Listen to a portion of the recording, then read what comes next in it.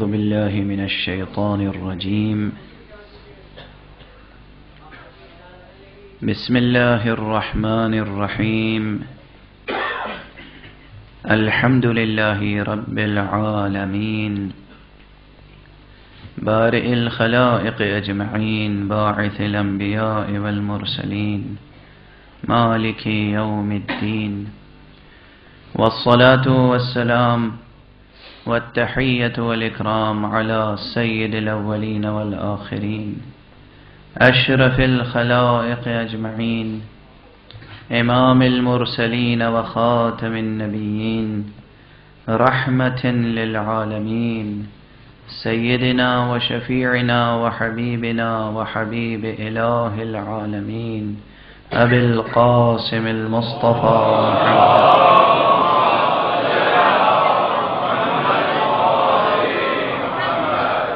وعلى أهل بيته الطيبين الطاهرين الهداة المهديين المعصومين المظلومين، واللعنة الدائمة على أعداء الدين أجمعين.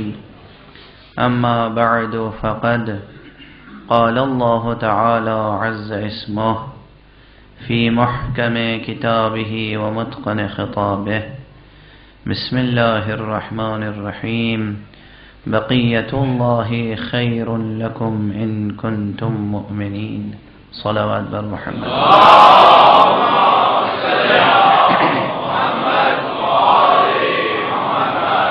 ایک مرتبہ اور بلند تر صلوات.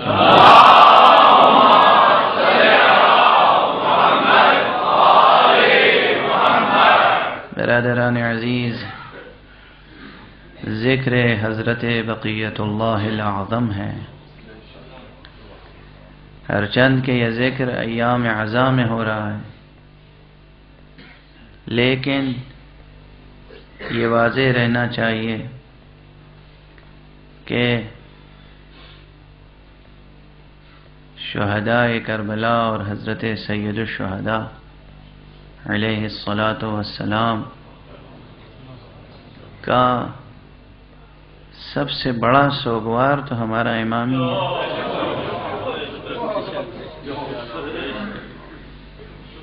امام کی معرفت کے بغیر ہمارا کوئی عمل کوئی ارزش نہیں رکھتا. نہ ہماری عزاداری ارزش رکھتی ہے، نہ ہماری نماز ارزش رکھتی ہے. کوئی بھی عمل اگر ہم اپنے وقت کے امام کی معرفت نہیں رکھتے تو اس عمل کی کوئی ارزش نہیں ہے. کل میں نے آپ کے سامنے حدیث پیغمبر پیش کی تھی، جس میں حضور نے فرمایا ہے من مات ولم يعرف امام زمانہ مات میتۃ جاہلیہ. جو اس دنیا سے گزر جائے، جو بھی مر جائے اس حالت میں کہ وہ اپنے زمانے کے امام کی معرفت نہ رکھتا ہو، وہ جاہلیت کی موت مرتا ہے. اور میں نے وضاحت کی تھی کہ جاہلیت کچھ اور ہے، جہالت کچھ اور ہے. جاہل انسان قاصر کہلاتا ہے، لیکن جو جاہلیت پر مرے وہ قاصر نہیں، مقصر ہوتا ہے. یعنی وہ اپنے جہل کو دور کر سکتا ہے مگر دور نہیں کرتا. مقصر کا پیمانہ آپ لوگوں نے جو بھی بنا رکھا ہو،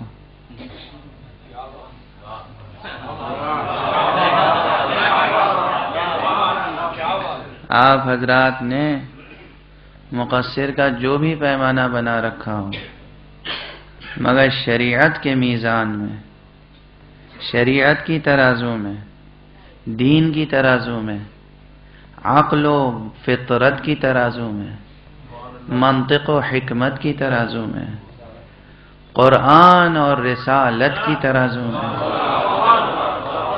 امامت اور ولایت کی ترازو میں، مقصر صرف اسے کہتے ہیں جو معرفت حاصل کر سکتا ہو پھر بھی حاصل نہ کر.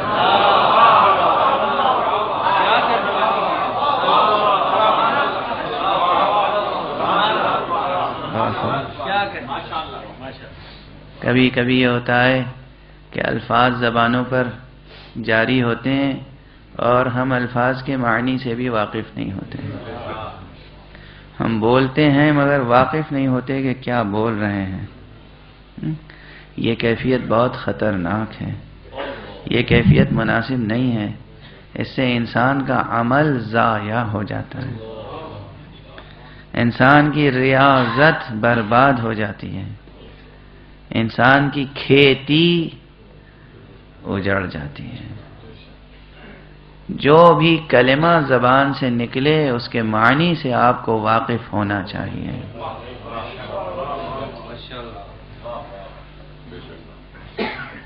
جو بھی لفظ آپ کی زبان سے نکلے اس کی معنویت سے آپ کو واقف ہونا چاہیے۔ الفاظ کا بھی وزن ہوتا ہے،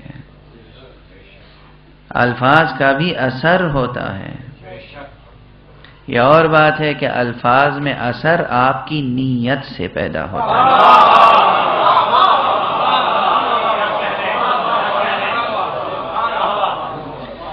آپ کے الفاظ میں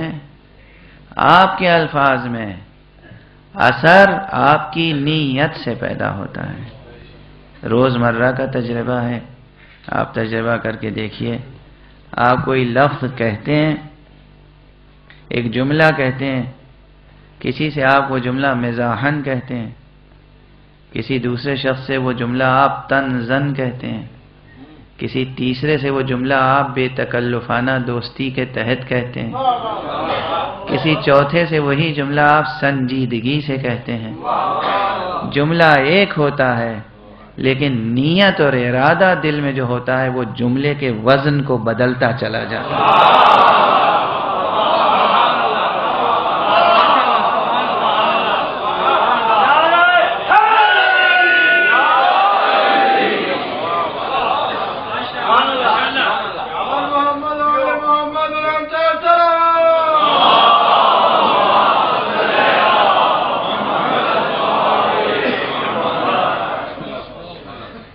جملے کی تاثیر بدلتی چلی جاتی ہے، اور جب وزن بدل جائے، تاثیر بدل جائے، اثرات جو سامنے آتے ہیں وہ بدل جاتے ہیں، ثمرات جو حاصل ہوتے ہیں وہ بدل جاتے ہیں۔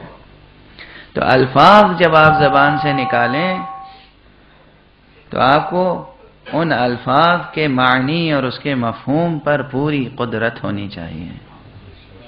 ایسا نہ ہو کہ کوئی کلمہ آپ اس طرح کہہ دیں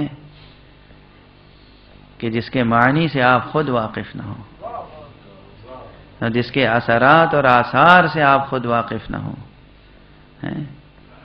آپس میں ایک دوسرے کے لیے اس طرح کے کلمات استعمال کرنا کہ آپ جس کو چاہیں قاصر کہہ دیں، جس کو چاہیں مقصر کہہ دیں، جس کو چاہیں کافر کہہ دیں۔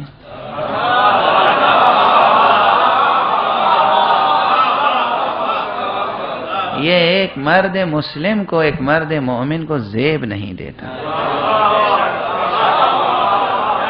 ہم مومن بنانے کے لیے مسئول ہیں نہ کہ کافر بنانے کے لیے۔ ہم مومن و مسلم بنانے کے لیے مأمور ہیں نہ کہ کافر بنانے کے لیے۔ دین کا دائرہ بڑھانا ہماری ذمہ داری ہے، گھٹانا ہمارا کام نہیں ہے۔ جو بھی کلمہ لا الہ الا اللہ محمد الرسول اللہ کہے اس کو آپ دائرہ اسلام میں شامل رکھیں، آپ دائرہ اسلام میں شامل رکھیں۔ آپ کو حکم دیا گیا ہے، اگر اس نے دل سے نہیں کہا ہے تو دل کی خبر آپ کو نہیں ہے۔ جسے دل کی خبر ہے وہ نکال دے گا دائرہ اسلام سے۔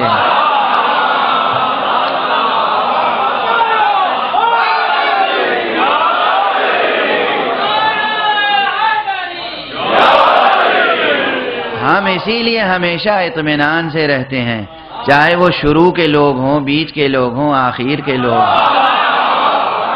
اگر کسی نے کلمہ دل سے نہیں کہا ہے تو ہم دل کی خبر تو رکھتے نہیں ہیں۔ اتنا معلوم ہے جو دلوں کی خبر رکھنے والا ہے، وہ عادل ہے۔ ایسا نہیں ہے کہ مسلمانوں کے حق کی جنت ان کافروں کو دے دے خدا جنہوں نے زبان سے کلمہ کہا، دل سے نہ کہا۔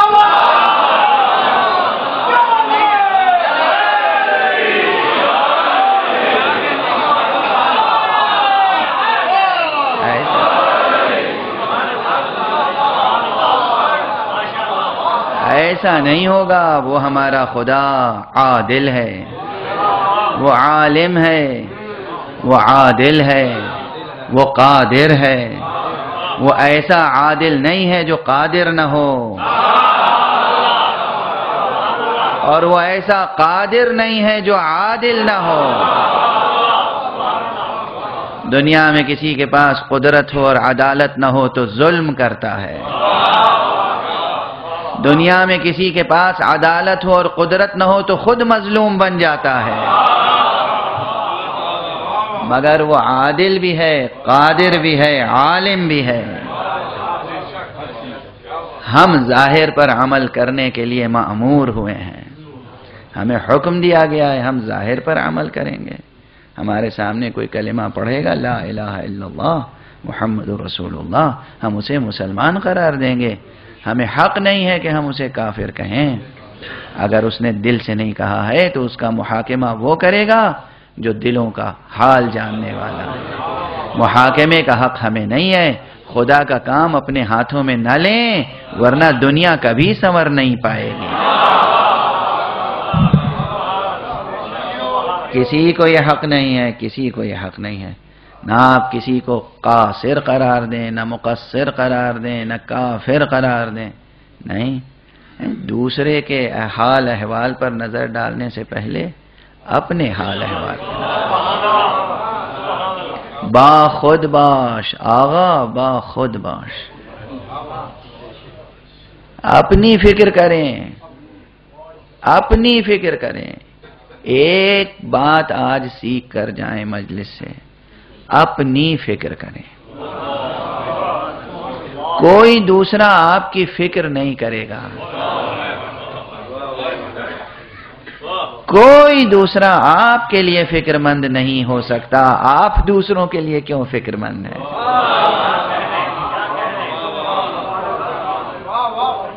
اپنے دل کو، اپنے دماغ کو، اپنے نفس کو، اپنی روح کو، اپنی ذات کو ہلاکت سے بچائیں۔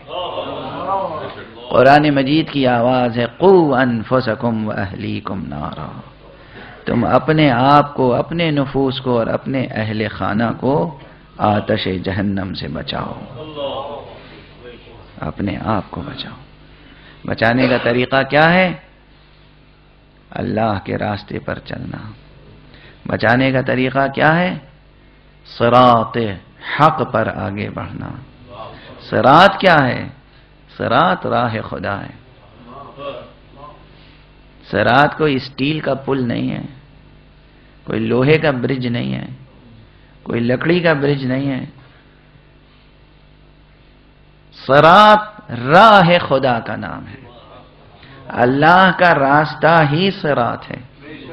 یقیناً وہ بال سے زیادہ باریک ہے، وہ تلوار کی دھار سے زیادہ تیز ہے۔ یہ تعبیر اس لیے کی گئی ہے کہ اللہ کا راستہ بالکل سیدھا ہے، ذرا سا بھی اس میں انحراف ہوا، ادھر بھی باطل ہے، ادھر بھی باطل ہے، ادھر بھی باطل ہے، ادھر بھی باطل ہے۔ اللہ کا راستہ بالکل سیدھا ہے۔ نہیں معلوم ہے، سب سے پہلے ہمیں اپنی معرفت کو دور کرنا، اپنی معرفت کو بڑھانا چاہیے، اپنی جہالت کو دور کرنا چاہیے۔ یہی طریقہ جینے کا ہے، یہی طریقہ پنپنے کا ہے، یہی طریقہ دنیا بھی سنوارنے کا ہے، آخرت بھی سنوارنے کا ہے۔ معرفت حاصل کریں۔ کل میں نے عرض کیا تھا، انسان صرف 2 کاموں کے لیے پیدا ہوا ہے، زیادہ پریشان نہ ہو۔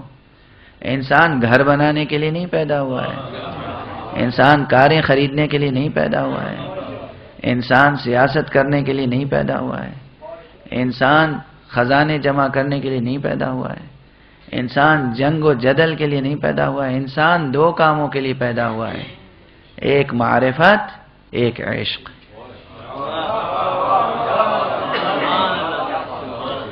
خاص چیزیں دو ہی ہیں آپ کے پاس، ایک دل ہے، ایک دماغ، باقی سارا جسم تو دل و دماغ کو سنبھالنے کے لیے ہے۔ دو ہی چیزیں ہیں، دل ہے اور دماغ، باقی پورا جو ہیکل وجود ہے، یہ جو پورا ہیکل بشری ہے، یہ جو پورا جسم ہے، یہ دو چیزوں کو سنبھالنے کے لیے ہے، دل اور دماغ۔ دماغ ہے معرفت حاصل کرنے کے لیے، دل ہے عشق کرنے کے لیے۔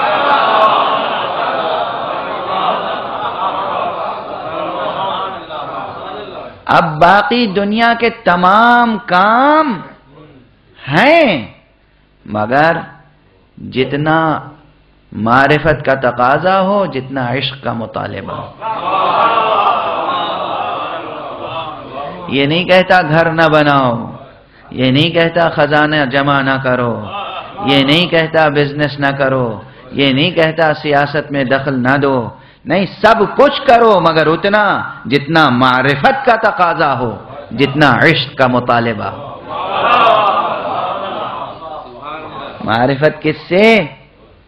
معرفت کس کی اور عشق کس سے؟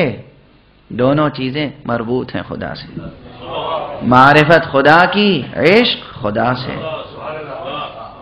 معرفت خدا کی، عشق خدا سے۔ جتنا معرفت کا تقاضا ہو، جتنا عشق کا مطالبہ ہو، اتنا دامن زندگی کا پھیلاؤ، اتنا دامن زندگی کا پھیلاؤ۔ جینے کا سلیقہ یہی ہے۔ خدا سے عشق کریں کیسے؟ ممکن نہیں ہے جب تک کہ خدا کے نام سے واقف نہ ہو۔ خدا کی معرفت کیسے حاصل ہوگی؟ ناموں کو جان کر۔ خدا سے عشق کیسے ہوگا؟ اس کے نشانوں کو دیکھ کر۔ بات نام و نشان تک پہنچ گئی نا۔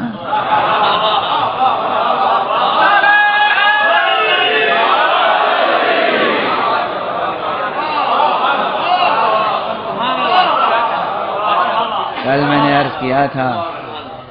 نے عرض کیا تھا کہ عشق ممکن نہیں ہے جب تک کہ معرفت نہ ہو۔ معرفت کے لیے نام و نشان درکار ہے، اللہ کے نام، اللہ کے نشانات۔ اسماء اللہ، آیات اللہ۔ اسماء اللہ، اللہ کے نام، آیات اللہ، اللہ کی نشانیاں، اللہ کے نشانات۔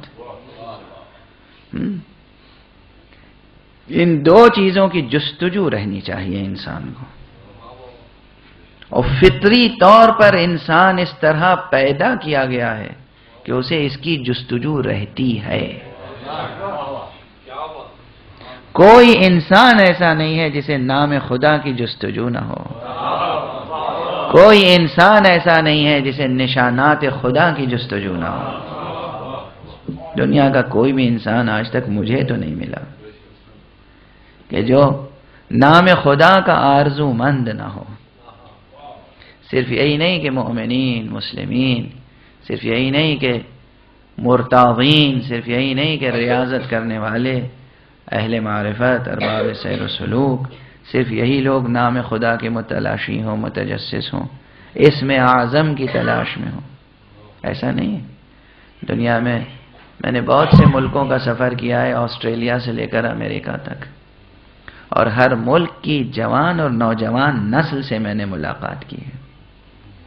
لائبریریوں میں چلا جاتا ہوں، بیٹھا رہتا ہوں تنہا، اور وہاں جو اسٹوڈنٹس آتے ہیں وہ میرے اس ہیولے کو دیکھ کر کبھی میرے قریب آتے ہیں، کبھی مجھ سے بھاگتے ہیں۔ جو میرے قریب آتا ہے میں اس سے بھی بات کرتا ہوں، جو مجھ سے بھاگتا ہے میں اس سے بھی بات کرتا ہوں۔ میں بتاتا ہوں کہ میں بھاگنے والی چیز نہیں ہوں۔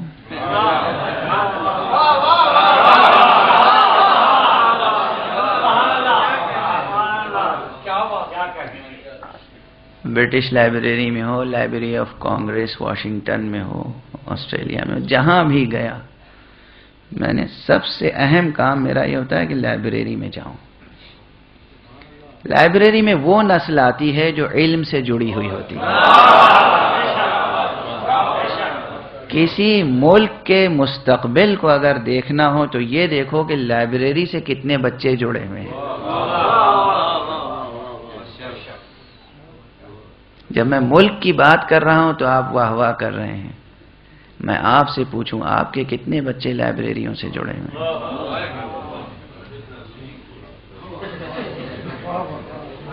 آپ انجمنیں بناتے ہیں، ہر انجمن کو ایک امام بارگاہ کے ساتھ ایک لائبریری بھی بنانی چاہیے۔ آپ کے لیے کوئی دوسرا آ کر لائبریری نہیں بنائے گا۔ یورپ میں تو نظام ہے حکومت کا، ہر سٹی کاؤنسل کی ایک لائبریری ہوتی، ہر کاؤنٹی کی ایک لائبریری ہوتی، ہر شاعر کی ایک بڑی لائبریری ہوتی، گویا ہر محلے کی ایک لائبریری ہوتی ہے۔ ہمارے ہاں بھی حکومتوں کے دستور میں اور پلانوں میں ہوگا، مگر عمل تو نہیں ہو رہا ہے۔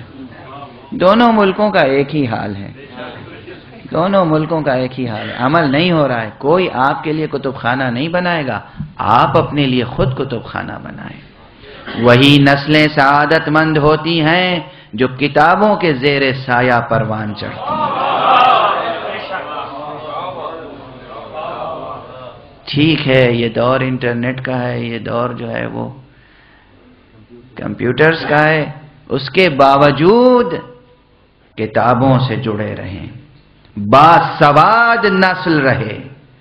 جہاں سواد حرف نہ ہوگا وہاں بیاض معنی کہاں سے پیدا ہوگا؟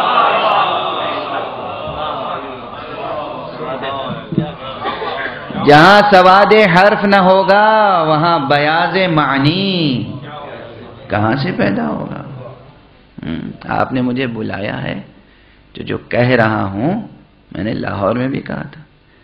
لوگ آتے ہیں چلے جاتے ہیں اور جاتے وقت کہتے ہیں کہا سنا معاف کر دینا بھائی۔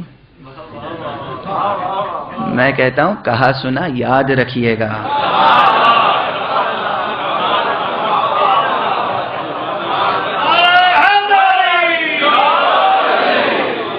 بلایا کس لیے؟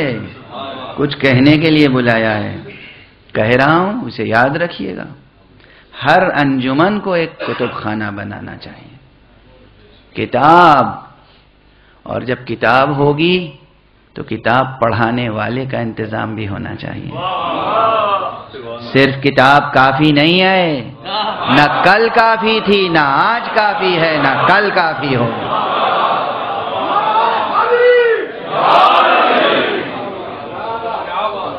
صرف کتاب کافی نہیں ہے، کسی کے لیے کافی نہیں ہے تو آپ کے لیے کیسے کافی ہو جائے گی؟ بڑے بڑوں کے لیے کتاب کافی نہ ہوئی تو آپ کے لیے کیا کافی ہو جائے گی؟ کتاب کافی نہیں ہے۔ کتاب کا اہتمام کریں اور ساتھ میں کتاب پڑھانے والے علماء کا انتظام کریں۔ بے سوادوں کو علماء نہ کہیں، باسواد اور ذمہ دار علماء کی توہین نہ کریں۔ ملت اسلامیہ شروع سے لے کر آج تک تفرقے کا شکار صرف اس لیے رہی ہے کہ جو واقعاً عالم تھا اس سے وابستہ نہ ہو سکی۔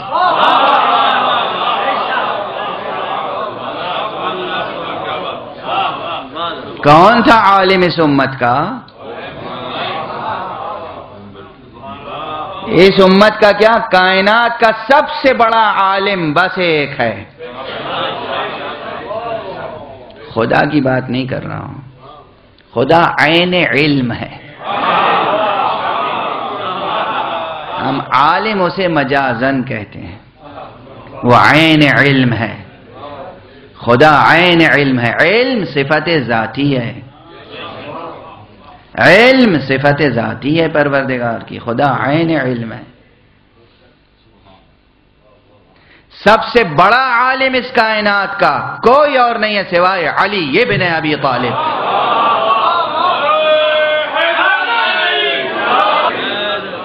صرف ایک ہے عالم، آپ یہ کہیں گے کہ پھر انہوں نے مبالغہ کیا؟ یہ تو فرقہ ہی مبالغہ کرنے والوں کا ہے. ایسا نہیں ہے، ہمارا فرقہ تو عاجزی کرنے والوں کا فرقہ ہے. ہم تو بو ترابی ہماری صفت ہے، غلو نہیں ہے. خاکساری ہماری صفت ہونی چاہیے، تواضع ہماری صفت ہونی چاہیے، انکسار ہماری صفت ہونی چاہیے، اور بحمد اللہ ہے، بحمد اللہ ہے.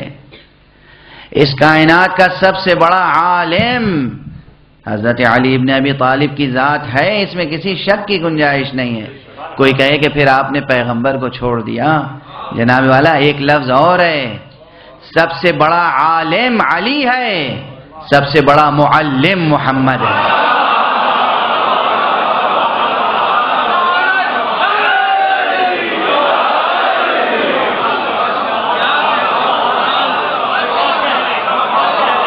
صلوات پڑھ دیجئے محمد والے.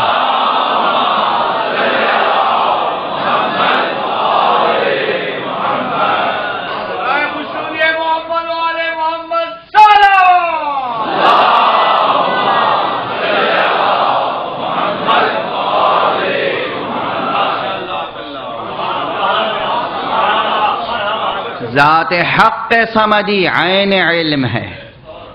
اللہ سبحانہ و تعالیٰ کی ذات عین علم ہے، سرچشمہ علم ہے. اور حضرت پیغمبر صلی اللہ علیہ وآلہ وسلم کی ذات معلم کی ذات. کائنات کا سب سے بڑا معلم حضرت محمد عربی صلی اللہ علیہ وسلم. اور اس سب سے بڑے معلم نے جسے پڑھا لکھا کر عالم بنایا، وہ سب سے بڑا عالم علی ابن مرتضی، علی ابن ابی طالب، علی مرتضی کی ذات ہے. ہاں، یہاں پر یہ خیال رہے کہ علی دنیا میں آنے کے بعد کسی کے شاگرد نہیں ہوئے مگر مصطفیٰ کے. مصطفیٰ کا شاگرد ہونا ان کے لیے عار نہیں تھا، شرف تھا. عار نہیں تھا، شرف تھا. لیکن اور اس مسئلے کو سمجھ لیں، یہ مسئلہ دیر تک ساتھ دے گا، دور تک ساتھ دے گا. بہت سے مسائل حل ہوں گے، بہت سے مسائل حل ہوں گے. میں تو جملے سے جملے مربوط ہوتے چلے جاتے ہیں، کہتا چلا جاتا ہوں. بہت سے مسائل حل ہوں گے. بہت سے لوگ بہت سے اوصاف پیغمبر کے سلسلے میں شک و شبہے میں مبتلا ہیں. مثلا پیغمبر لکھنا جانتے تھے یا نہیں، پیغمبر پڑھنا جانتے تھے یا نہیں، یہ تو ہمیں نہیں معلوم. اتنا معلوم ہے علی لکھنا بھی جانتے تھے، پڑھنا بھی جانتے تھے.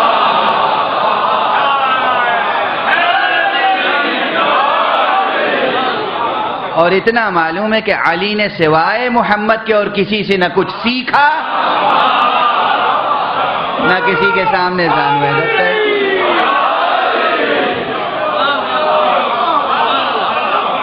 اب اگر پیغمبر لکھنا نہیں جانتے تھے تو علی کو کس نے لکھنا سکھایا؟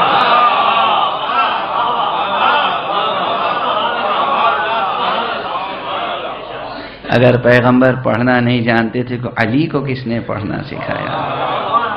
اور فرمایا کائنات کا معلم اعظم مصطفیٰ کی ذات ہے، کائنات کا عالم سب سے بڑا علی مرتضی کی ذات ہے. بہرحال یہ امت اگر اس عالم پر متحد ہو جاتی تو کوئی تفرقہ نہ ہوتا، کوئی تفرقہ نہ. اور آج بھی یہی مسئلہ ہے. امت میں تفرقہ اس لیے ہے کہ لوگ علماء کا دامن چھوڑ رہے ہیں. ایسا نہ کیجئے، یہ ہلاکت کا راستہ ہے. علم کا دامن چھوڑنا ہلاکت کا راستہ ہے. امت کا شیرازہ متحد رہے گا اگر آپ علماء سے جڑے رہیں گے. علماء، فقہاء، مجتہدین، مراجع اعظام جو اپنی پوری زندگیاں صرف کر دیتے ہیں قال اللہ قال المعصوم کو سمجھنے کے لیے. قال اللہ قال رسول اللہ قال امیر المؤمنین قال ابو عبد اللہ قال ابو الحسن. معصومین کا قول سمجھنے میں ان کی اصل حیثیت، آپ کچھ بھی کہیے، مجتہد کہیے، فقیہ کہیے، مرجع تقلید کہیے، اصل حیثیت ان کی ایک راوی قول معصوم کی ہے.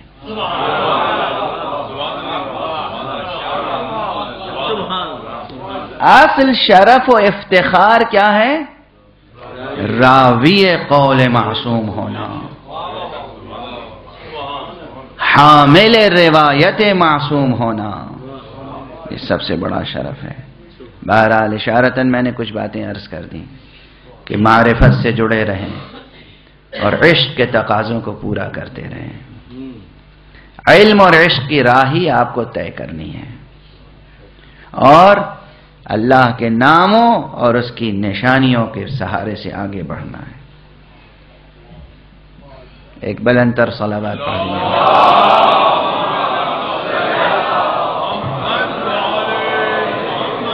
ایک اور بلندر صلوات.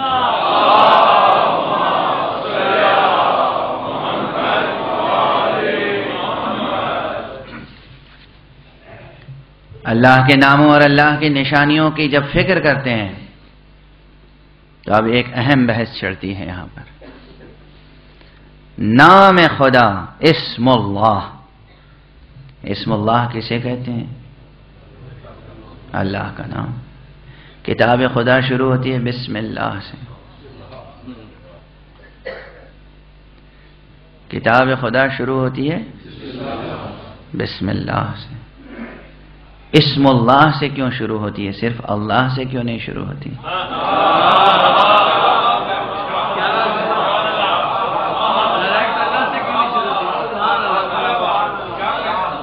پہلا لفظ کتاب خدا کا اللہ نہیں ہے، اسم اللہ بھی نہیں ہے، بسم اللہ ہے. یہ ایک بے کیوں لگا ہوا ہے؟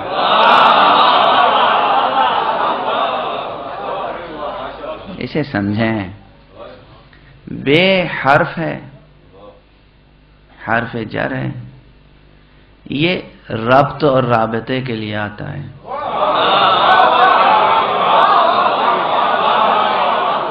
بے حرف جر ہے، 14 معنی کے لیے آتا ہے. میں کیا کروں، یہ میں سخن گستری نہیں کر رہا ہوں. عربی نحو کی کتابیں اٹھا کر دیکھیں، بے میں 14 معنی چھپے ہوئے ہیں.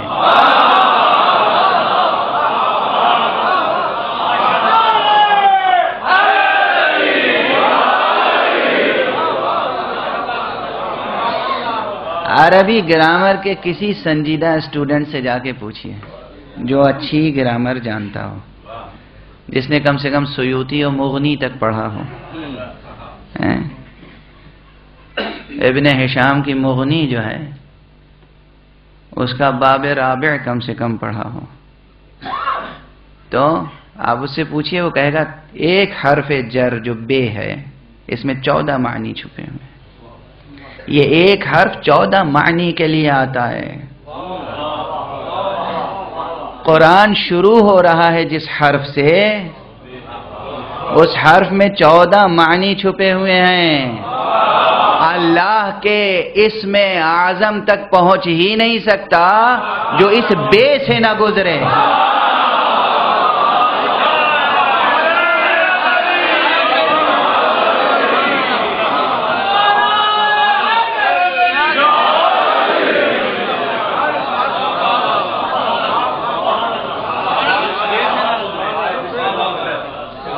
بھائی بسم اللہ.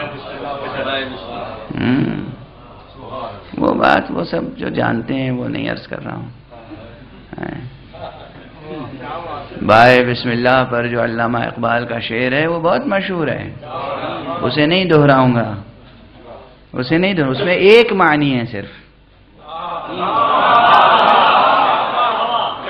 وہ جو علامہ اقبال کا شعر ہے اس میں ایک معنی ہے، میں تو 14 معنی کی بات کر رہا ہوں. بے سے گفتگو شروع ہوتی ہے. بے کیا ہے؟ بنیادی طور پر 14 معنی اپنی جگہ، 14 معانی نحویہ اس میں پوشیدہ ہیں. اب یہ بحث الگ ہے کہ وہ 14 معانی بیک ارادہ استعمال ہو سکتے ہیں یا نہیں. ایک لفظ یا ایک حرف یا ایک کلمہ ایک سے زیادہ معنی میں بیک ارادہ بیک استعمال ممکن ہے یا نہیں ممکن ہے. یہ علم اصول فقہ کی بڑی دقیق بحث ہے. البتہ اس کی بحث نہیں چھیڑوں گا اس وقت. صرف یہ عرض کر رہا ہوں کہ اجمالاً اگر گفتگو ہو تو بے جو حرف جر ہے کس لیے آتا ہے؟ حروف کا کام کیا ہے؟ ربط و ارتباط. ربط و ارتباط. جب ربط و ارتباط کے لیے حرف بے عبارت میں موجود ہے تو ربط و ارتباط کے لیے ہم وسیلے کا انکار کیسے کر دیں؟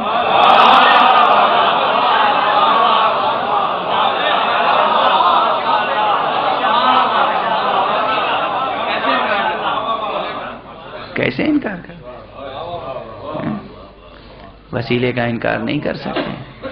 وسیلہ کیا ہے؟ اللہ کی معرفت کا اور اللہ سے عشق کا، اس کے اسماء کی جستجو. اسماء. اب اسم کی بحث پیچیدہ ہے، دقیق ہے. اسم اللہ، اللہ کا نام، اللہ کا نام. ایک صلوات پڑھ دیجیے محمد.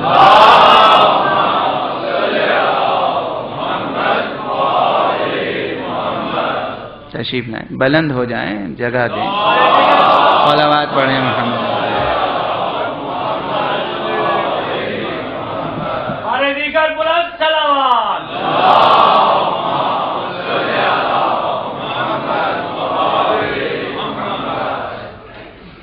جب آپ علم اور علماء کی قدر شناسی چھوڑ دیں گے تو پھر معاشرہ بے روح ہو جائے گا، بے جان ہو جائے گا.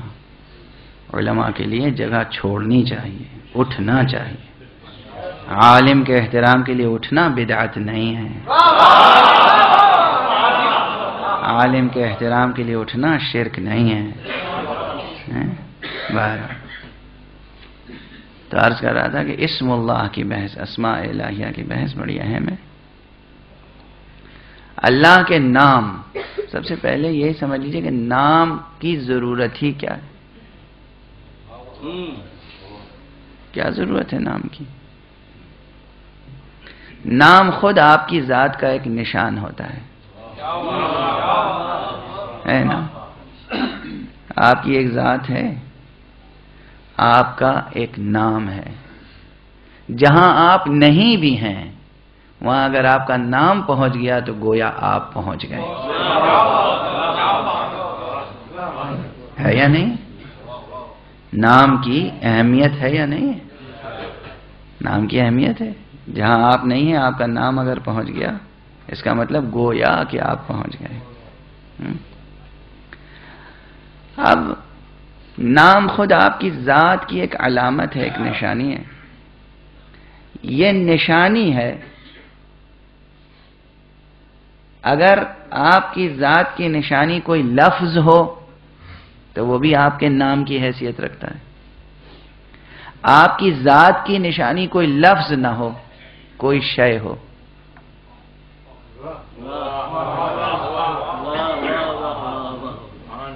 تو وہ بھی آپ کے ذات کی نسبت سے اسم کی حیثیت رکھتی ہے. کیا حیثیت رکھتی ہے؟ اسم کی حیثیت رکھتی ہے. میں ایک عجیب سی مثال دوں، آپ حضرات برداشت کر لیجئے گا.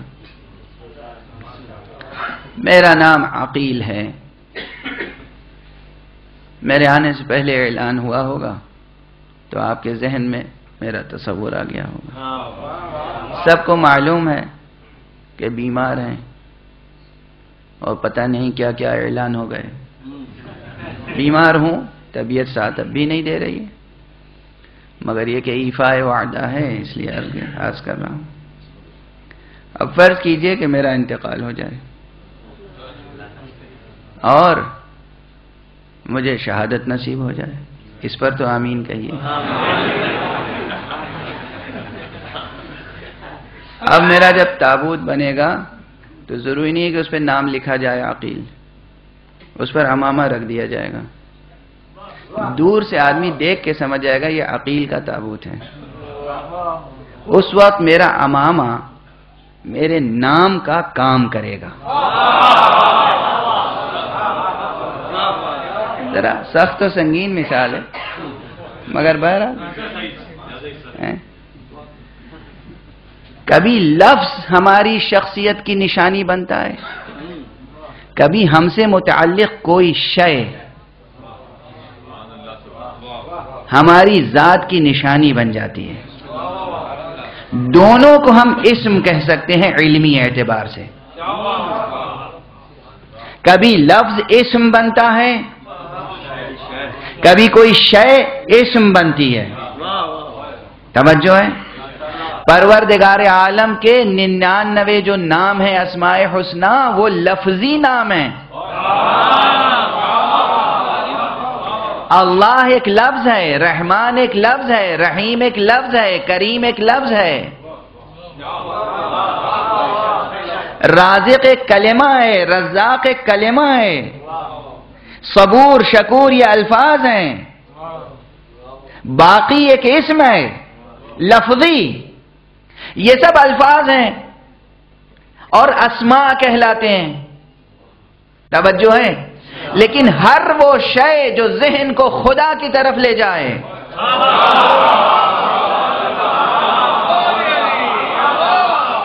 اسے ہم اسم اللہ کہہ سکتے ہیں۔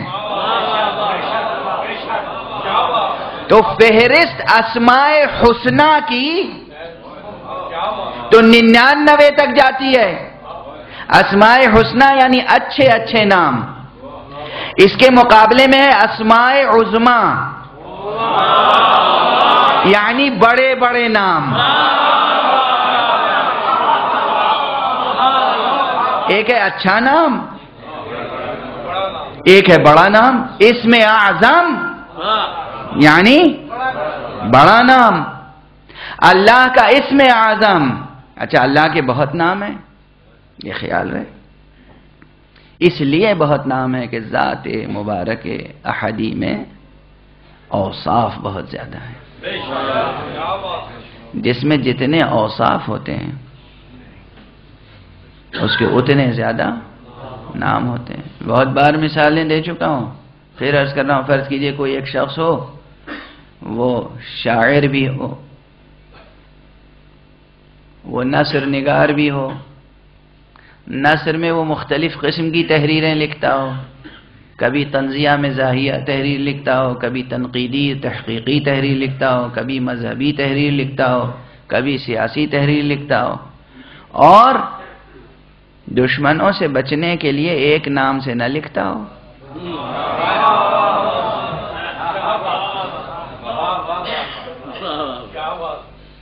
شاعری میں تخلص الگ ہوگا، جب وہ سیاسی طنز لکھے گا تو اس میں نام اسم مستعار الگ ہوگا، جب وہ تنقیدی ادب لکھے گا تو الگ نام ہوگا، جب وہ مذہبی کوئی مقالہ لکھے گا تو الگ نام ہوگا۔ ایک مصنف کے کئی نام ہو سکتے ہیں مستعار، ایک اس کا گھر کا نام ہوگا۔ تو ایک شخص میں جتنے اوصاف ہوں گے اتنے نام ہو سکتے ہیں۔ محسوس مثال ہے، ہمارے معاشرے کی روزمرہ زندگی کی مثال ہے۔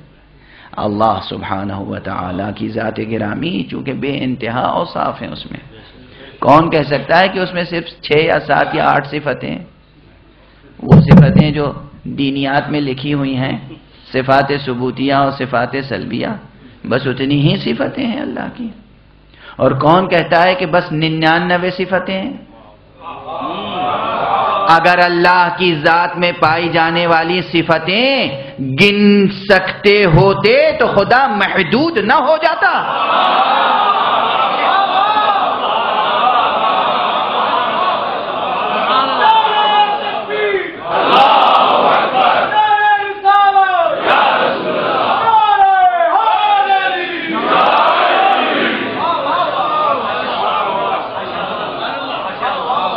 خدا محدود ہو جاتا؟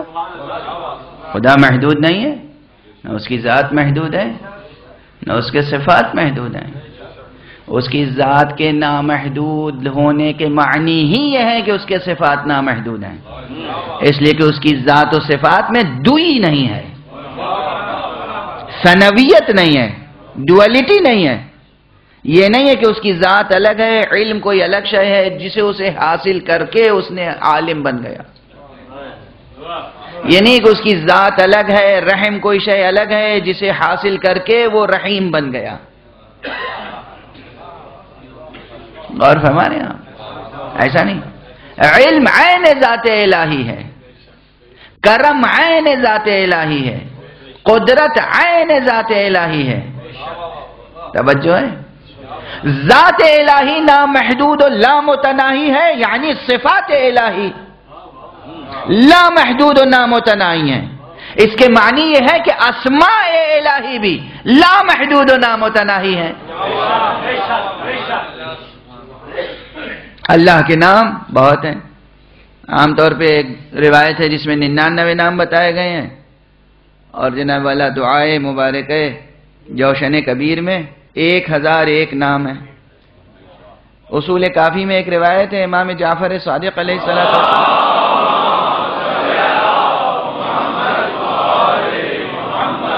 جس میں بتایا گیا ہے کہ اللہ سبحانہ و تعالیٰ کے 4000 نام ہیں، اور یہ 4000 یہ بھی حصر نہیں ہے، یہ صرف اس لیے ہے تاکہ کثرت کا اظہار ہو کہ اللہ کے نام بے شمار ہیں، تو اللہ کے اچھے اچھے نام بے شمار ہیں۔ ہمیں تمام ناموں کا علم نہیں ہے،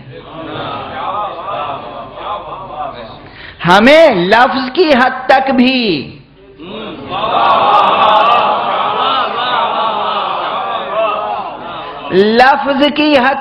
اللہ کے ناموں کا احصاء اور شمار نہیں کر سکتے، ممکن نہیں ہے۔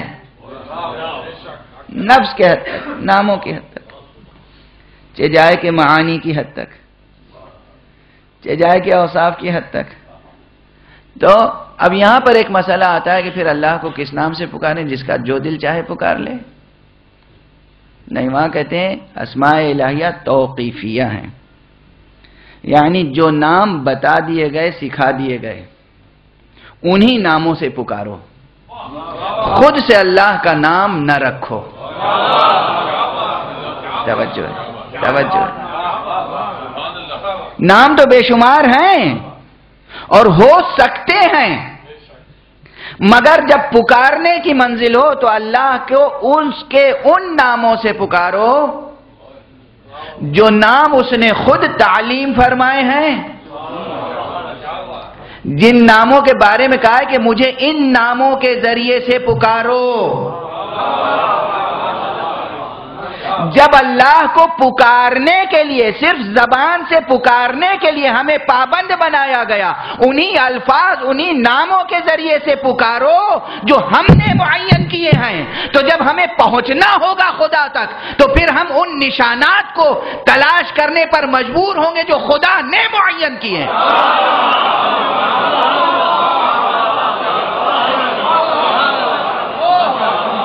پھر یہ نہیں ہو سکتا کہ ہم جسے چاہیں اللہ کے درمیان وسیلہ قرار دے لیں، جسے ہم چاہیں بنا لیں۔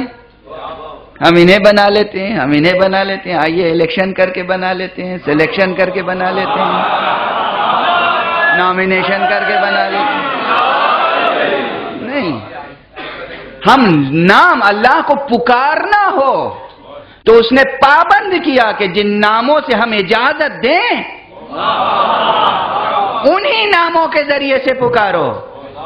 جب پکارنے کے لیے الفاظ کے انتخاب میں پابند ہیں تو اس تک پہنچنے کے لیے شخصیتوں کے انتخاب میں بھی پابند ہوں گے۔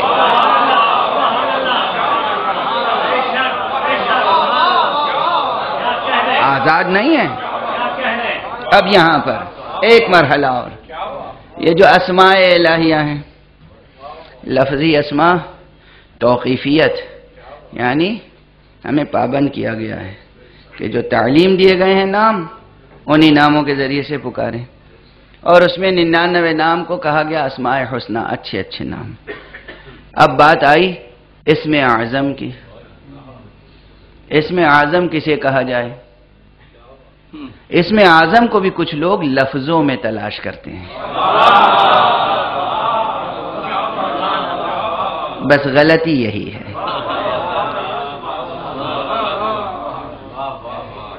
اشتباہ یہی ہے۔ اسم اعظم الہی، اسم اعظم یعنی سب سے بڑا نام۔ ظاہر الفاظ میں جتنے نام ہیں اس فہرست میں جو سب سے بڑا نام ہوگا اسے بھی اسم اعظم کہا جائے گا، مگر وہ ہوگا اسم اعظم لفظی۔ جو روایتیں ہیں کہ یہ کلمات جو ہیں وہ اسم اعظم ہیں، وہ اسم اعظم ہیں، مگر کون سے؟ اسم اعظم لفظی۔ اسم اعظم علی الاطلاق، یعنی لفظی اور غیر لفظی دونوں طرح کے نام، یا جتنے بھی طرح کے نام خدا کے ممکن ہیں، ان تمام ناموں میں جو سب سے بڑا نام ہو سکتا ہے وہ ہوگا اسم اعظم علی الاطلاق۔ توجہ ہے؟ تازہ بحث ہے، جدید بحث ہے۔ جو عام طور پر آپ اسم اعظم کہتے ہیں وہ اسم اعظم لفظی ہے، لیکن خدا کے صرف الفاظ ہی تو اللہ کی ذات کے اسماء نہیں ہیں۔ مثلا یہاں مجلس عزا ہوتی ہے، اب ایک نام سے یہ جگہ مشہور ہے، لیکن اس نام کے ذریعے سے میں کبھی نہیں پہنچ سکتا، تو مجھے بہت سی نشانیاں اور بتائی جائیں گی۔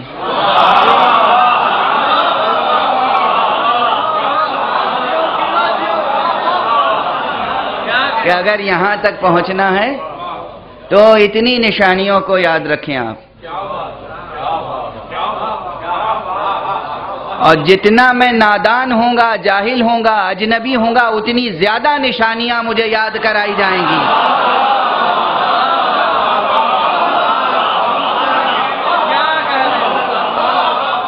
اس میں کچھ چھوٹی چھوٹی نشانیاں ہوں گی، کچھ بڑے لینڈ مارکس ہوں گے۔ غور فرمایا آپ نے؟ کچھ چھوٹی نشانیاں ہوں گی، کچھ بڑی نشانیاں ہوں گی۔ جو چھوٹی نشانیاں ہیں وہ اسم کا درجہ رکھتی ہیں، جو بڑی نشانیاں ہیں وہ اسم اکبر یا اسم اعظم کا درجہ رکھتی ہیں۔ اس میں کچھ لفظی نشانیاں ہوں گی، کچھ آپ عمارتوں کی نشاندہی کریں گے۔ جب آپ آئیں گے تو فلاں راستے سے آئیے گا، روڈ کی نشاندہی ہوئی۔ جب آپ وہاں پر اس بلڈنگ تک پہنچیں گے تو آپ داہنے مڑ جائیے گا، بلڈنگ کی نشاندہی ہوئی۔ جب وہاں تک آئیں گے تو ایک آدمی کھڑا ہوا ملے گا، آدمی کی نشاندہی ہوئی۔ آپ بلا رہے ہیں تو ہمارے لیے نشانیاں آپ رکھیں گے یا نہیں رکھیں گے؟ خدا تمام انسانوں کو اپنی طرف بلا رہا ہے۔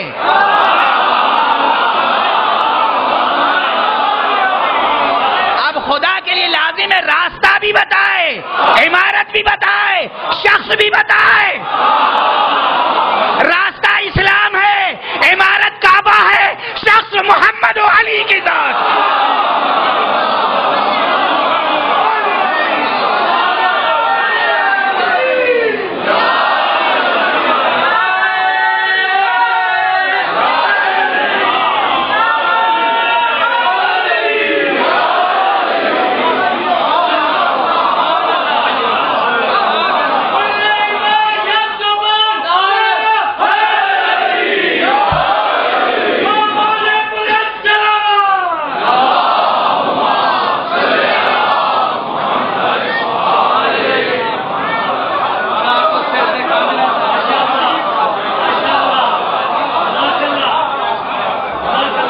ہمیں جانا خدا تک ہے، خدا بلا رہا ہے۔ خدا بلا رہا ہے تو راستہ بھی بتائے گا، خدا بلا رہا ہے تو عمارت بھی بتائے گا، خدا بلا رہا ہے تو شخص بھی بتائے گا۔ ہم تک آنا ہے تو اسلام کے راستے سے آؤ۔ جب کعبے تک پہنچ جاؤ تو پھر عمارت کو مت دیکھو،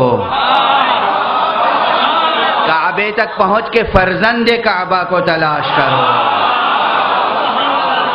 فرزند کعبہ تک پہنچ جاؤ تو پھر ٹھہر نہ جاؤ.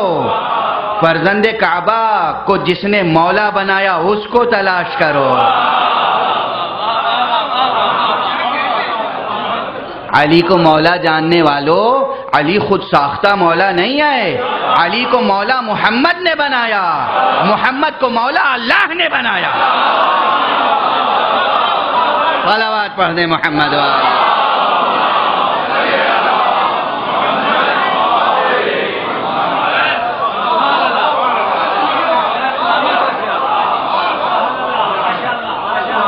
حج پر جائیے گا تو سمجھ لیجئے گا کعبہ منزل آخر نہیں ہے.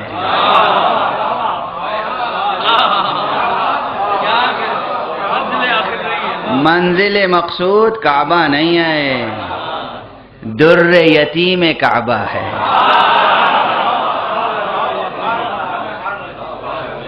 در یتیم کی ترکیب صرف یتیم الاب کے لیے نہیں آتی ہے، یہ تو اہل زبان جانتے ہیں. اس کی جو ادبی تعبیر ہے وہ آپ سب جانتے ہوں گے انشاءاللہ. اب یہ ضروری نہیں کہ میں ادبیات کی بحث چھیڑوں یہاں پر کہ در یتیم کا کلمہ کس لیے استعمال ہوتا ہے. بہرحال یہ ساری گفتگو تمہید تھی ایک مطلب کی.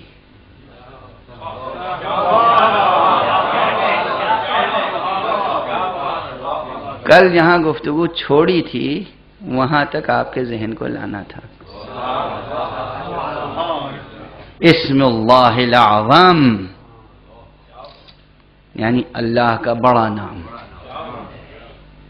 یہ لفظوں میں ہو تو اللہ لا الہ الا ہو، یہ لفظی اسم اعظم ہے، لفظی اسم اعظم ہے.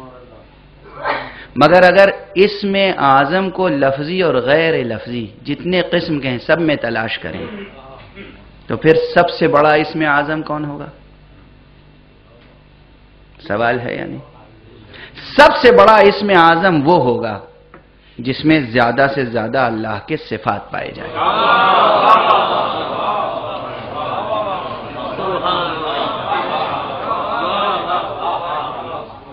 سب سے بڑا اسم اعظم وہ ہوگا جس میں اللہ کے صفات زیادہ سے زیادہ پائے جائیں، جو اللہ سے سب سے زیادہ نزدیک ہو، جس تک پہنچ کے بس اللہ مل جائے.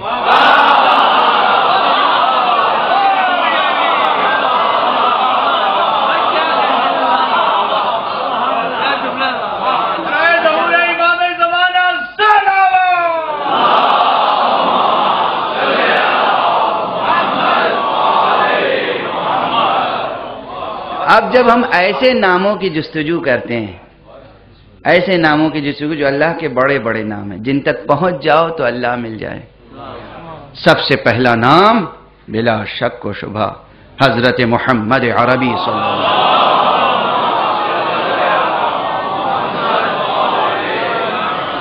نور اول، خلق اول، وعاء مشیت الہی، ظرف علم الہی، ختم نبوت حضرت محمد ابن عبداللہ صلی اللہ علیہ وسلم.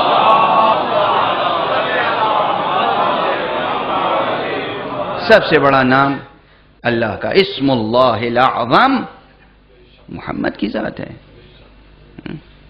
اب ایک بات کہوں، دل سے سنیے گا اور اچھی طرح یاد رکھیے گا.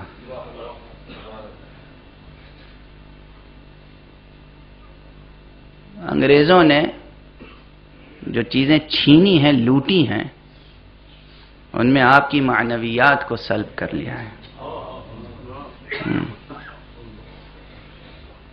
ہم نے بہت سے سنجیدہ لوگوں کو یہ پھپتی کستے ہوئے دیکھا ہے، علماء پر، ارباب ولا پر، عاشقان محمد و آل محمد پر.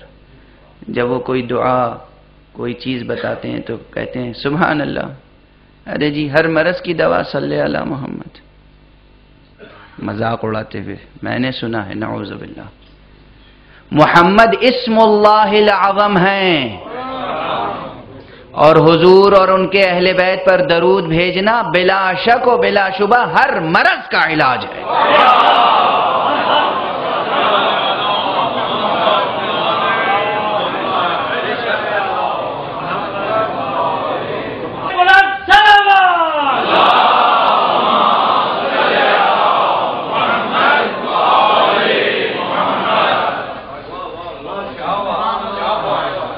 یہ نسخہ لے کر جائیے گا، بھولیے گا نہیں۔ خدا سے جو طلب کرنا ہو، شفا طلب کرنا ہو، مال و دولت طلب کرنا ہو، علم طلب کرنا ہو، معرفت طلب کرنا ہو، زندگی طلب، جو طلب کرنا ہو خدا سے، پہلے درود پڑھیں، پھر طلب کریں، پھر درود پڑھیں۔ خدا مجبور ہے دینے پر۔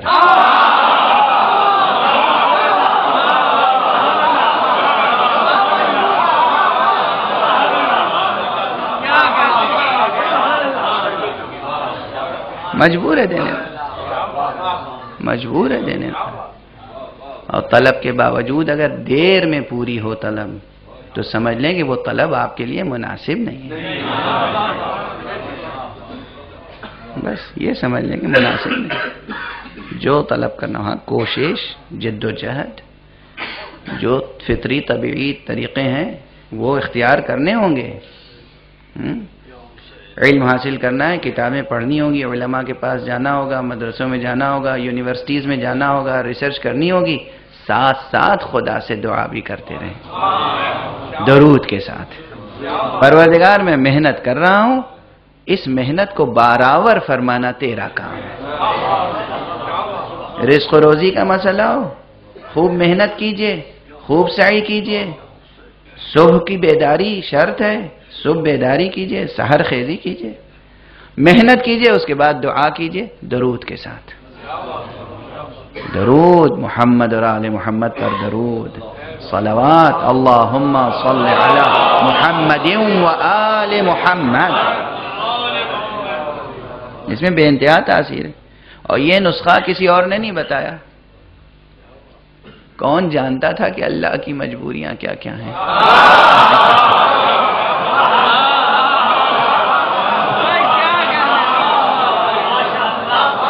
کون جانتا؟ کون جانتا؟ اب آپ سمجھ رہے ہیں میں جو کہہ رہا ہوں؟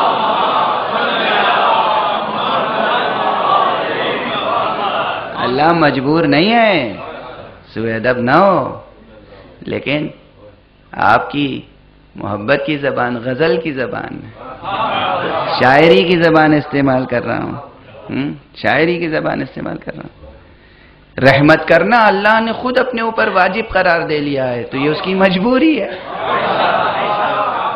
رزق دینا اللہ نے خود اپنے اوپر واجب قرار دے لیا ہے، اس کی مجبوری ہے، دے گا رزق، مجبور نہیں ہے، وہ اپنی رحمت کے ہاتھوں مجبور ہے۔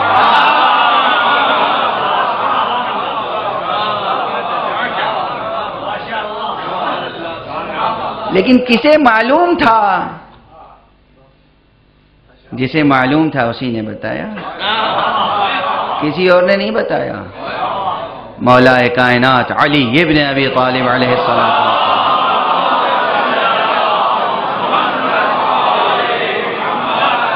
نہج البلاغہ میں فرمایا ہے، نہج البلاغہ میں فرمایا ہے کہ جب بھی تمہیں کوئی حاجت طلب کرنی ہو تو اللہ کے رسول پر اور اہل بیت پہ درود ضرور بھیجو، اس لیے کہ یہ وہ دعا ہے جو خدا کبھی رد نہیں کرتا ہے، اور خدا کریم ہے، یہ ممکن نہیں ہے کہ ایک وقت میں دو چیزیں طلب کرو، ایک دے اور ایک نہ دے۔ نہج البلاغہ، وہ کریم ہے، ممکن نہیں ہے کہ ایک چیز دے اور ایک چیز نہ دے۔ بہرحال تو بات یہاں تک آ گئی کہ اب آپ کے ہاں مجلسوں میں درود کے نعرے کم لگتے ہیں،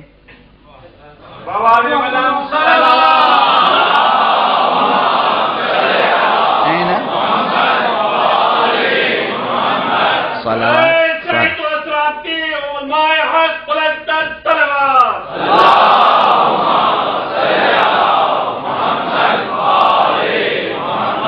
صلوات مجلس عزا کی زینت ہے، صلوات علمی مجالس کی زینت ہے، ہر خطبے میں صلوات ہے، درمیان میں صلوات، آخر میں صلوات، نماز کی زینت صلوات، زینت ہی نہیں نماز کی شرط قبولیت ہے صلوات، صلوات کی بڑی اہمیت ہے۔ درمیان میں آ گئی تھی بات تو میں نے عرض کر دیا، لیکن عرض کیا کر رہا تھا کہ اسم اعظم علی الاطلاق ذات مبارک مصطفیٰ ہے، لیکن صرف ایک ہی نہیں ہے، اسم اعظم علی الاطلاق ذات مبارک مصطفیٰ ہے، لیکن اس کے بعد ذات علی مرتضی وہ بھی اسم اعظم ہے، ذات حضرت فاطمہ زہرا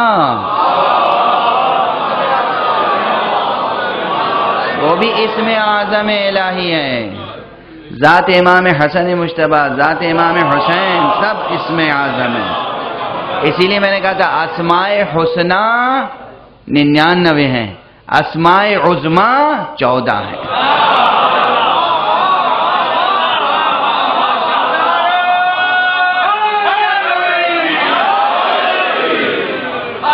اسماء عظمی 14 ہیں، آخری اسم اعظم کا نام بقیت اللہ الاعظم۔ توجہ ہے، بس 2 جملے کہوں گا، چونکہ ایک بات سمجھانے کے لیے ایک تمہید چاہیے ہوتی ہے۔ کل میں نے ایک جملہ کہا تھا کہ وجود مبارک و مقدس حضرت صاحب الزمان علیہ السلام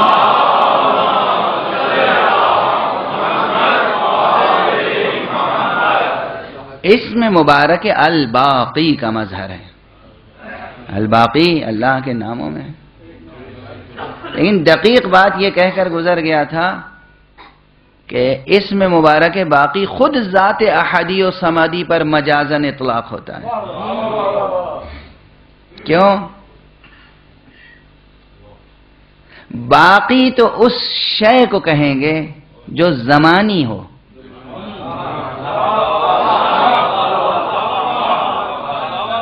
تسلسل و استمرار زماں میں جو چیز باقی رہے، بقا کا تصور زماں کے بغیر ہو ہی نہیں سکتا۔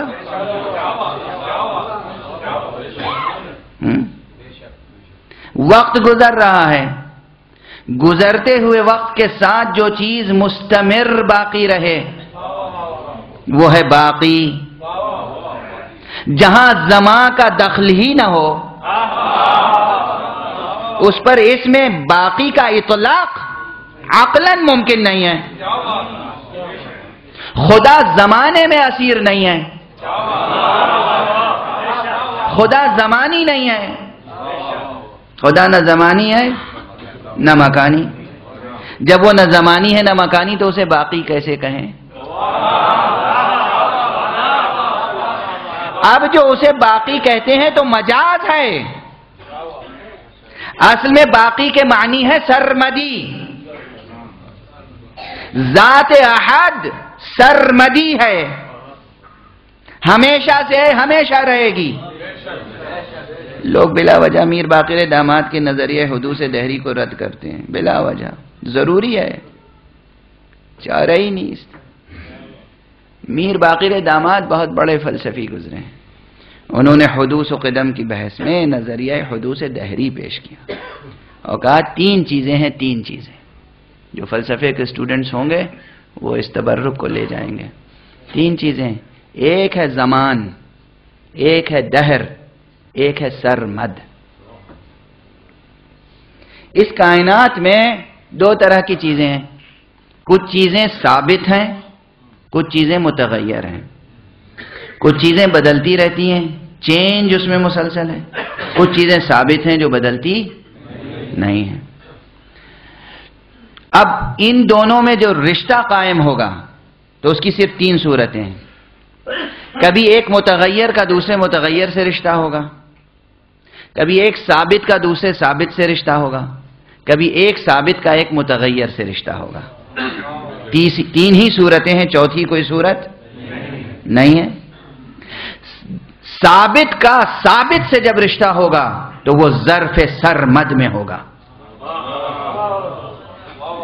ثابت کا متغیر سے جب تعلق ہوگا تو وہ ظرف دہر میں ہوگا، متغیر کا متغیر سے جب تعلق ہوگا تو وہ ظرف زمان میں ہوگا۔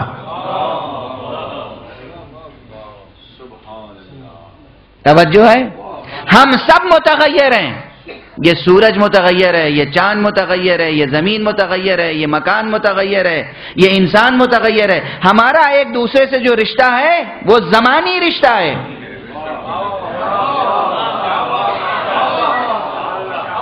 ہمارا ایک دوسرے سے جو رشتہ ہے وہ ہے زمانی رشتہ۔ توجہ رہے، توجہ رہے۔ لیکن ایک قائم حقیقت ہے، ایک ثابت حقیقت ہے. ہمارا اس ثابت حقیقت سے جو رشتہ ہوگا وہ ظرف زمان میں نہیں ہو سکتا، ظرف دہر میں ہوگا.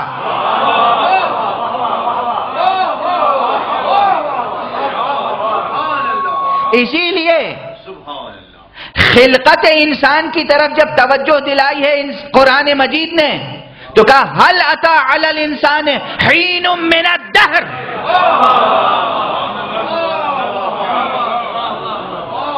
زمان کا لفظ نہیں استعمال کیا، وقت کا لفظ نہیں استعمال کیا، دہر کا لفظ استعمال کیا. کیا انسان پر کوئی ایسا وقت بھی گزرا ہے؟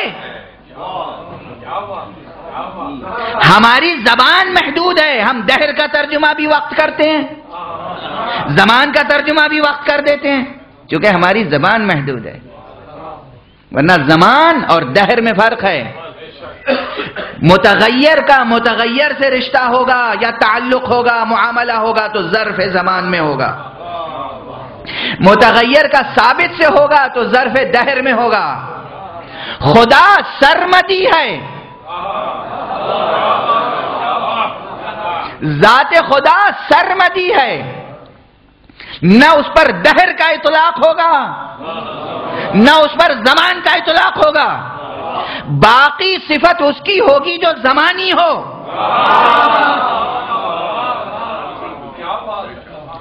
ہر ظرف میں اس کے آیات ہیں، ہر ظرف میں اس کی نشانیاں ہیں. ظرف سمد میں تو وہ خود ہے، وہ سرمدی ہے. لیکن ہم ظرف زمان میں ہیں، ہم کیسے جانیں کہ وہ سرمدی ہے؟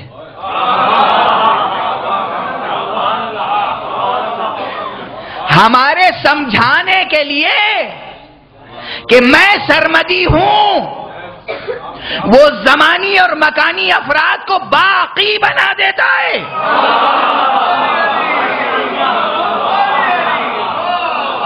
اور جو اپنے وجود مبارک و مقدس کے ساتھ اس کی سرمدیت پر گواہ بن جائے وہی باقی اسم مبارک باقی بقیت اللہ الاعظم کہلاتا ہے. صلوات پڑھ دے محمد و آلہ محمد.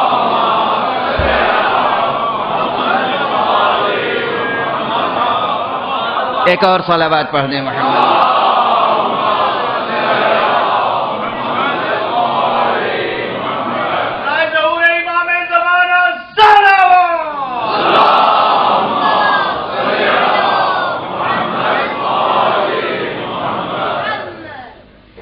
حکمت ہے، فلسفہ ہے، سخن گستری نہیں ہے، سخن گستری نہیں ہے. لفظ باقی، اللہ کے ناموں کی فہرست میں لفظ باقی پڑھ لیا. اللہ کو تو باقی کہہ ہی نہیں سکتے کیونکہ وہ زمانی نہیں ہے. باقی تو کسی زمانی حقیقت کو کہا جاتا ہے. وہ سرمدی ہے، وہ لاہوتی ہے، وہ اللہ ہے، وہ ہمیشہ سے ہمیشہ رہے گا. اس کی سرمدیت کو جو سمجھا دے اس کو باقی کہتے ہیں، اور جو خوب اچھی طرح سمجھا دے وہ بقیت اللہ الاعظم ہے. عیسیٰ بھی اسم مبارک باقی کا مظہر ہیں،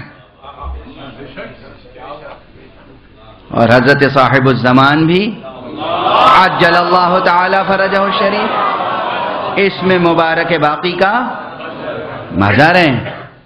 مگر یہ امام ہے، وہ معموم، یہ اعظم ہیں، بقیت اللہ الاعظم. اس امام تک پہنچو. یہ وہ نام ہے جس تک پہنچو تو خدا مل جائے. اس لیے آج ہم سب مکلف ہیں. ہماری تکلیف کیا ہے؟ تکلیف شرعی. ہمارے اوپر کیا واجب ہے؟ ہم اپنے وقت کے امام کی معرفت پیدا کریں، ان تک پہنچنے کی کوشش کریں. پہنچنے کی کوشش بس ایک ہے، راہ خدا، اور کوئی نہیں. راہ خدا پر چلنا، اس کے بغیر امام تک نہیں پہنچ سکتے. اب میں عرض کروں کہ بہت سے لوگ چاہتے ہیں کہ لمبا راستہ نہ ہو، بقول عموم شارٹ کٹ ہو. کوئی شارٹ کٹ تلاش کیجیے گا تو بھٹکیے گا. صراط مستقیم ہے یہ. صراط مستقیم سے زیادہ شارٹ کٹ کوئی اور نہیں ہو سکتا.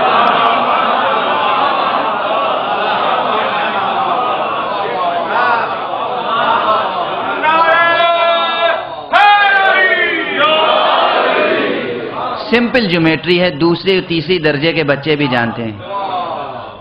دو نقطوں کے درمیان سب سے چھوٹا فاصلہ اسٹریٹ لائن ہوتی ہے. دو پوائنٹس کے درمیان سب سے چھوٹا فاصلہ وہ اسٹریٹ لائن ہے. خدا اور بندے کے درمیان سب سے چھوٹا فاصلہ صراط مستقیم ہے، سیدھا راستہ.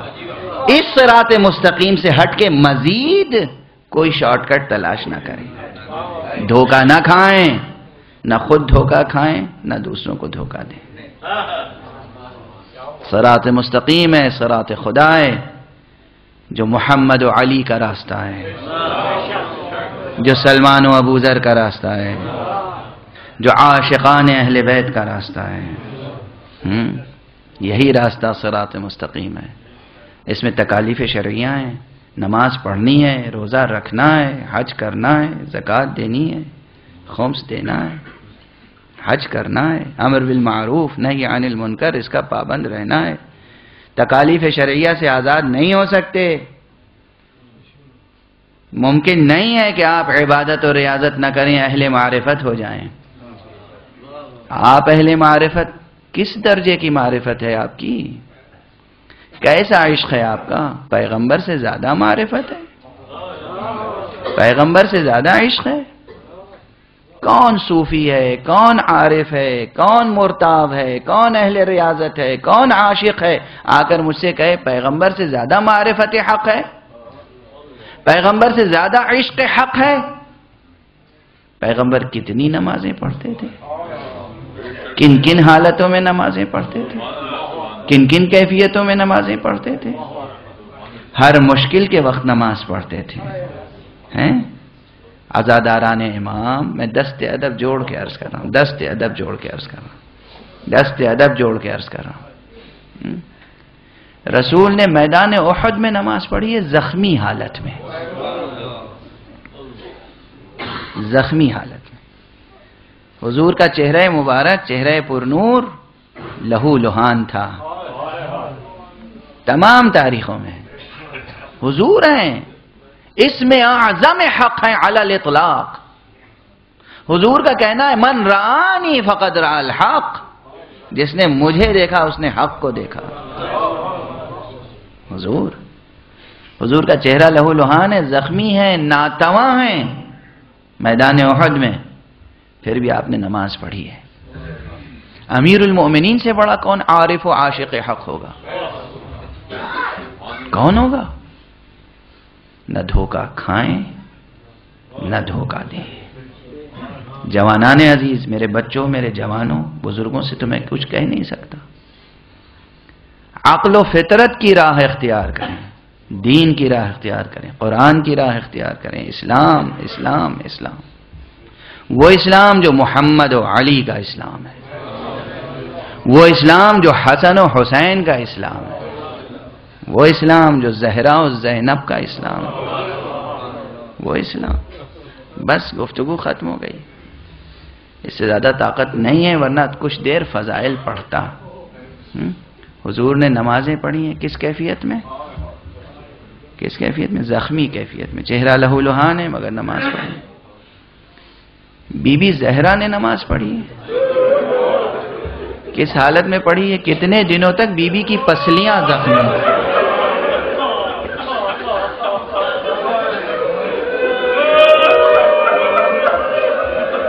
اجرکم علی اللہ، اجرکم علی اللہ.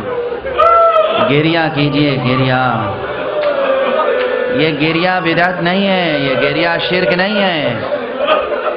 اللہ کو یہ گریہ پسند ہے. جس سے ظلم بے نقاب ہو، جس سے مظلوم کے لیے دلوں میں ہمدردی پیدا ہو، جس سے مظلوموں کی معرفت پیدا ہو، جس سے مظلوموں سے محبت اور عشق پیدا ہو.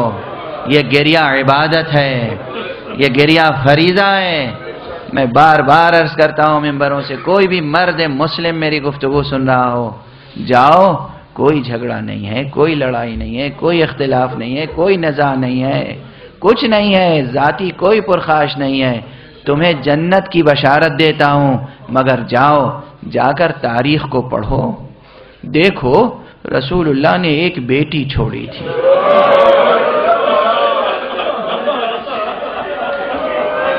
دیکھو کچھ لوگ کہتے ہیں اس بیٹی کی پسلیاں ٹوٹ گئی تھیں.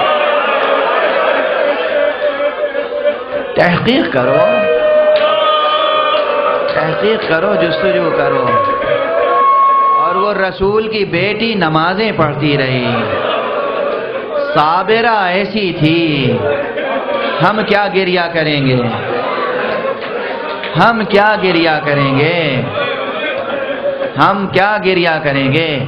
ارے علی جیسے شجاع نے بلند آواز سے گریہ کیا، علی جیسا شجاع، علی جیسا صابر،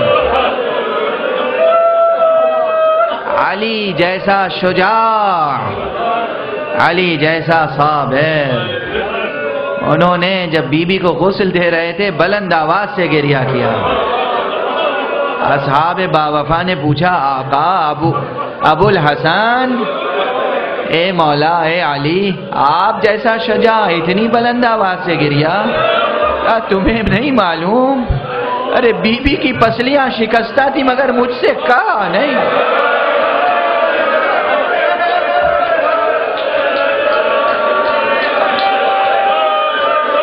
قیامت تک اجرکم علی اللہ، اجرکم علی اللہ، اجرکم. قیامت تک ہر انسان کے لیے، ہر مسلمان کے لیے یہ مسئلہ قابل غور ہے، یہ مسئلہ قابل غور ہے. بہرحال میں تو صرف مثالیں دے رہا تھا. رسول نے نماز پڑھی اور کس حالت میں نماز پڑھی، زہرا نے نماز پڑھی اور کس حالت میں نماز پڑھی، حسن اور علی مرتضیٰ نے نمازیں پڑھی، کن حالتوں میں نمازیں پڑھی، حسین نے نماز پڑھی. میدان کربلا میں جنگ ہے، تیروں کی بارش ہے، مگر حسین نماز پڑھ رہے ہیں. اور بس اب آخری جملہ کہہ رہا ہوں، سب نے نمازیں پڑھی مگر جیسی نمازی میرے سجاد نے پڑھی.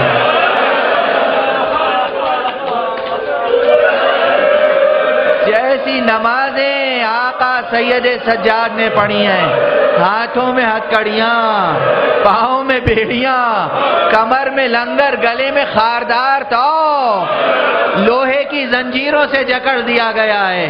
نمازوں کا سلسلہ جاری ہے. خدا کرے آپ سب شام جائیں، شام میں مقام زینبیہ کی زیارت کریں، جامع اموی میں جائیں، مقام راس الحسین کے پاس جائیں جہاں میرے آقا کا سر رکھا گیا تھا. وہیں آج تک وہ مقام موجود ہے. زندان میں سید سجاد نے نمازیں پڑھی. وہ مصلی، وہ جائے نماز، وہ آج بھی باقی ہے جو سید سجاد نے نمازیں پڑھی ہیں. یہ نمازیں امام تک لے جائیں گی، امام خدا تک لے جائے گا، امام اور رسول خدا تک لے جائے گا. غافل نہ ہو. بس میں پڑھ چکا، وجود امام عصر کی بات تھی. کہاں کہاں امام عصر کا ذکر ہوا ہے؟ سید سجاد نے کہاں امام عصر کا ذکر ہوا ہے؟ کوئی مٹا نہیں سکتا، کوئی شک نہیں کر سکتا. آخری جملہ کہہ رہا ہوں، آج اس وقت کا آخری جملہ ہے. امام عصر کا، امام مہدی کا ذکر اس مختصر ترین خطبے میں بھی ہے جو سید سجاد نے دربار یزید میں دیا تھا. اس مختصر ترین خطبے میں بھی امام مہدی کا ذکر موجود ہے، جس خطبے میں کہا ہے میں فرزند مکہ و منا ہوں، میں فرزند مصطفیٰ ہوں، میں فرزند علی مرتضیٰ ہوں۔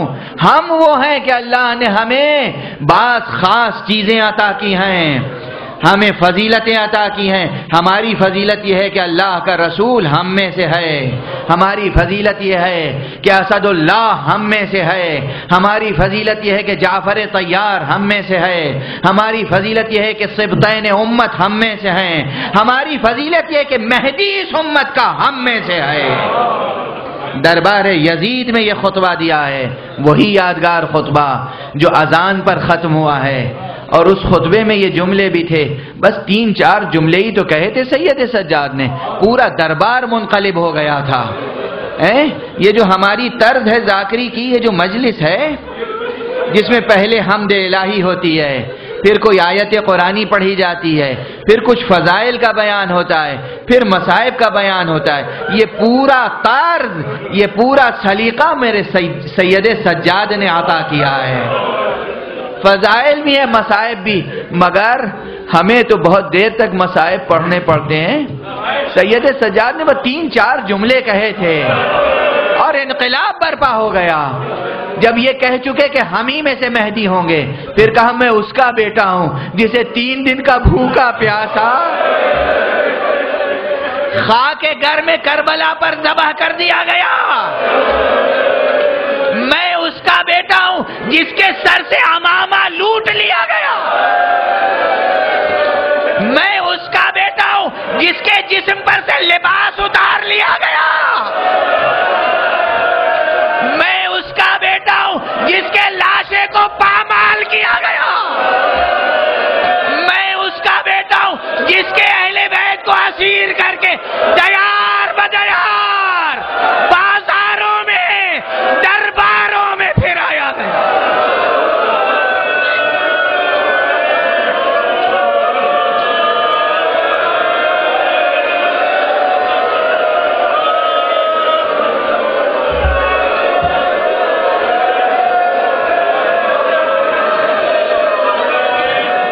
انا للہ وانا الیہ راجعون، رضا بقضائہ وتسلیما لامرہ۔ پروردگار ہمیں علوم قرآن اور معارف اہل بیت سے آشنا فرما۔ پروردگار ہمارے امام زمانہ کی آنکھیں ہمارے وجود سے ٹھنڈی ہوں، ہمارے اس گریہ و بکا کو قبول فرما، ہماری عزاداری کو قبول فرما، ہمارے ماتم کو قبول فرما، ہمارے نوحہ و بین کو قبول فرما۔ پروردگار یہ دنیا بے چینی اور بے امنی میں مبتلا ہے، امن اور عافیت کے نقیب کو اذن ظہور عطا فرما، اور ان کے ہاتھوں سے اپنی رحمت کا پرچم لہرا۔